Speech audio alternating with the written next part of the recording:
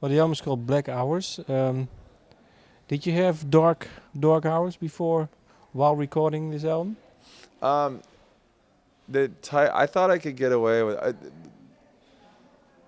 I thought the title was just strong and dark and made a nice nod to Frank Sinatra, like in his sort of Wee Small Hours, September of My Years era, which was a big influence on the record and really what I thought the whole record was going to end up being like. And I thought you could have something that unabashedly dark and have really happy sounds like Alexandra and 11 O'Clock Friday Night and I Don't Need Anyone, all those really up tempo things, and it would have a nice balance. And it's not dark like sad dark or like depressed dark. It's sort of like a nightclub fun dark. This view. What do you like about Frank Sinatra? Well, I don't like all of his stuff at all. I mean, there's so much stuff, but my favorite stuff that he does is the slow, sort of self-pitying kind of pathetic character that he plays that everybody falls in love with. You know, poor me, poor sad me, and the girls go crazy because it's just but it's such a character, and then he'll be as dark as he possibly wants to be. He'll write these songs about being like drunk and like passed out, or he'll like write these songs about like, you know, the wee small hours, all that whole record. And he's not being serious. Nobody actually thinks that he's really that down and out, but it just is a fun way of being kind of dark like that. And then the way he sings, obviously he's got the greatest voice. And then he's got Nelson Riddle doing the strings, and he's just, the melodies and stuff are fantastic. And those are like half the song some of the time. But is it for you? You say, well, he plays some sort of role. Is it something that you like to do too with your music? I mean, I in a way, I don't like. I'm not like an actor like that. But I do like to. I do like to just paint a dark picture like that, with the idea that it's a little bit funny. That I didn't mean for it to be. I'm not sad. Certain pictures, I couldn't. Well, I didn't know what it meant, but let me see. The song "I Don't Need Anyone." It's a lonely goose.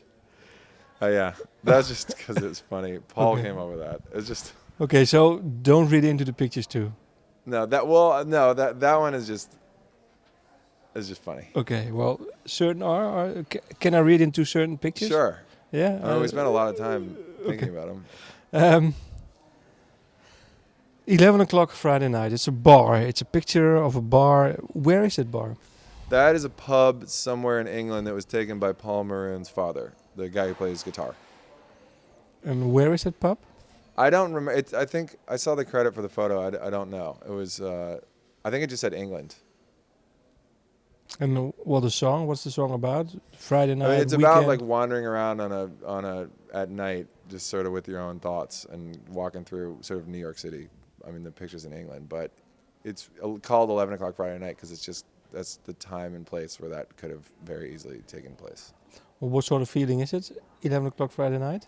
Like excitement, but sort of the height of maybe what's exciting before everything gets a little bit depressing and maybe sloppy or something. What do you do on your Friday nights? These days, I go to sleep before the sun goes down because I have 2 babies. Okay. What's a picture that goes with the song Self-Pity? That is a print that was made by a friend of my father's, actually, that I have hanging in my house, that has that very sort of thoughtful-looking guy and then that sort of dreaming about that beautiful woman and behind him, and I just thought it's incredible composition. I love that picture. Yeah, but then underneath there are certain other people sitting too. Yeah. Who are they? Those guys are, they're from another picture. He took that from, I think it's a painting. I'm not sure what that's from. I have no idea who the guys are. Okay. I like their look though. Are there certain autobiographical songs on the album? Maybe it's all autobiographical. That's the kind of thing. It's really close to home. Sometimes I look back on old songs that you wrote, and you're like, man, maybe, you know, maybe I was full of rage when we wrote Bows and Arrows. You know, maybe more than I knew at the time. I have trouble writing like with somebody, and I have trouble writing with a target in mind. It never is very good. The few times I've ever done it have been like real failures. Like I'll write about a friend, or I'll write about like a thing or something. And it's just like it's kind of just dull and contrived for me. But let imagine. Well, we are now five years from now, and we look back on this album. Well, you said Frank Sinatra, actor. Is it some sort of for you to playfully go around with music now these days? Less serious maybe than with the Walkman, or? No, I'm totally serious about. I mean, I stand behind this record more than anything I've ever done. No, but I mean the way you work now. The Walkman never wanted to be too serious either. I mean, when we got hard rocking, it was because we thought we had a good sound, but we didn't want to. We always tried to keep some semblance of like lightness to it, because otherwise it just got. None of us ever really like that kind of music that gets so heavy. We all just sort of find it really boring. Do you think maybe you can step back from this album now and maybe see it with some sort of distant view, or is it too early now? I think it's too early, man. I haven't even played a single show yet. I don't know. It's very fresh to me. I mean, I know it really well. So I mean, like, what do you mean in terms of like? Well, you said maybe I was really angry during Bows and Arrows. What maybe if we? What's the theme of this record? Yeah, 2020, and we look back on this album and you say, well, in hindsight, I'm probably just gonna need some time. You need some time. Okay, what is the landscape, the drawing of the landscape from St. Mary's County? That's my dad's print. My dad made that. It is of King George's County in Virginia, which is where I used to go when I was a little kid, and St. Mary's County is right across the river, where I used to go to my friend's house when I was a teenager. And it's just an area of the country, very rural, not very far from Washington D.C., but goes way back. It's where George Washington, the first U.S. president, was born. It's probably one of the oldest areas in America. I mean, with settlers, I don't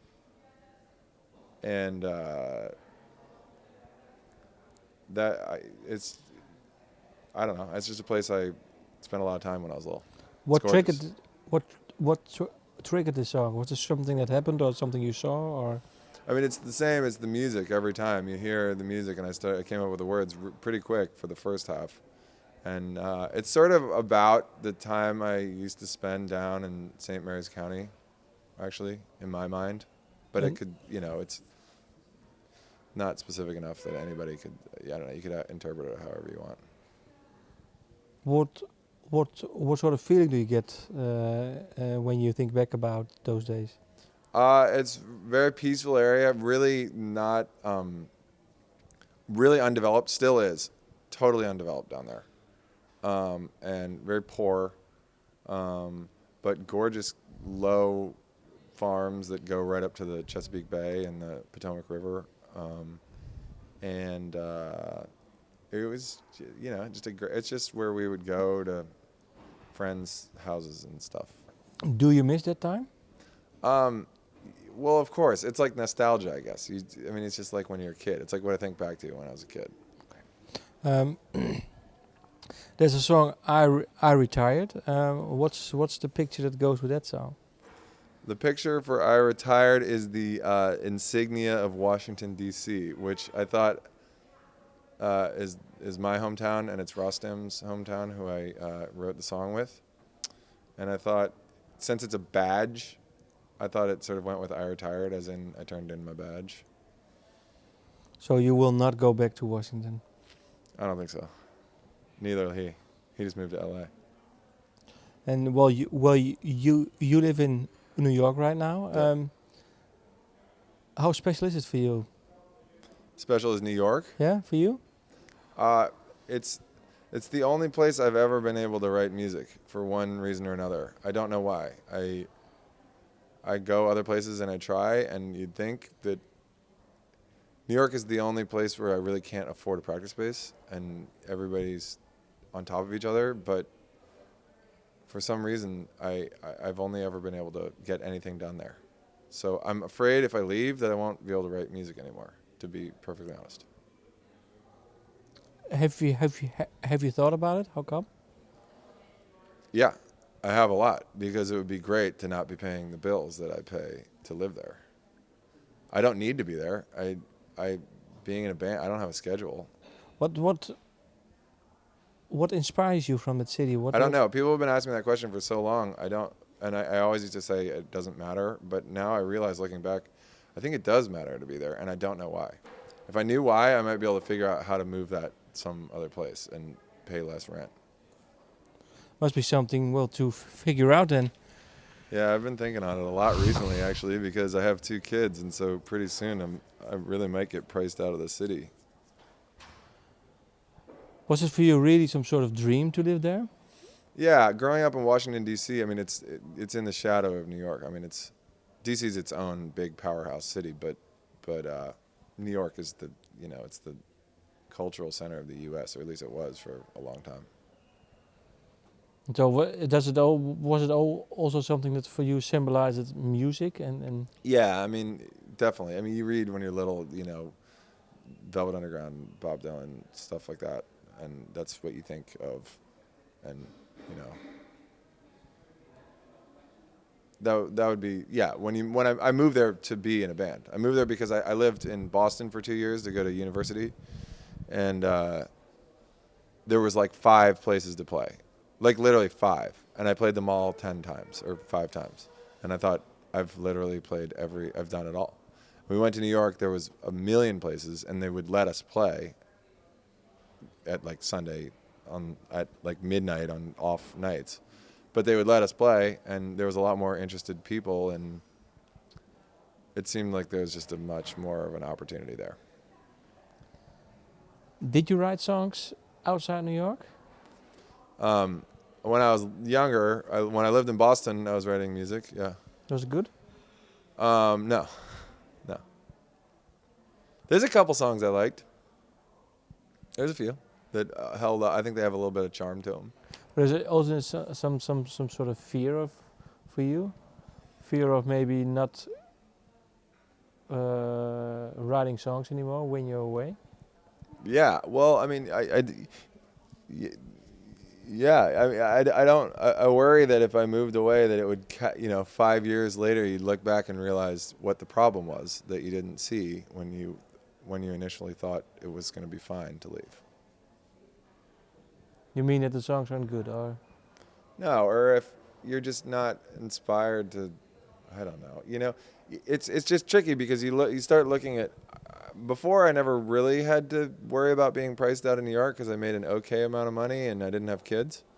And now you have 2 kids and the bills start getting like a little bit scarier. And you realize how bad it's going to get. And then you start thinking about what's affordable. And you look around and you realize there's like a reason why a lot of places are really affordable on the East Coast. And you realize why a lot of places are expensive.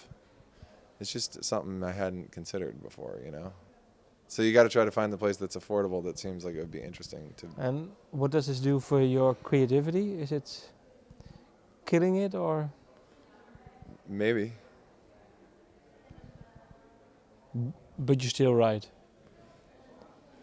Well, are you talking about if I left or if I was there? No, the thing is, if you are thinking about it in this way now, for let's say paying the bills, and you have to stay in, well, if you stay in New York, then you have to get more money, Right. and if you leave, then well, you get a more affordable place. But does it take away the romanticism, the creativity from you? Of being in New York? No, I feel like having kids and Ever since I had kids, I feel like I've been so much more active.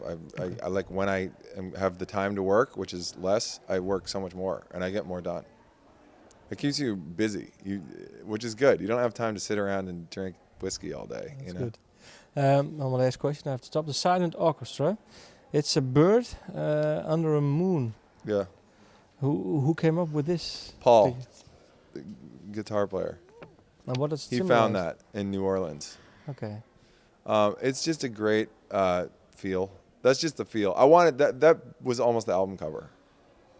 That would have been the second choice, but then I just really wanted to put a picture of myself because just so that it wasn't random.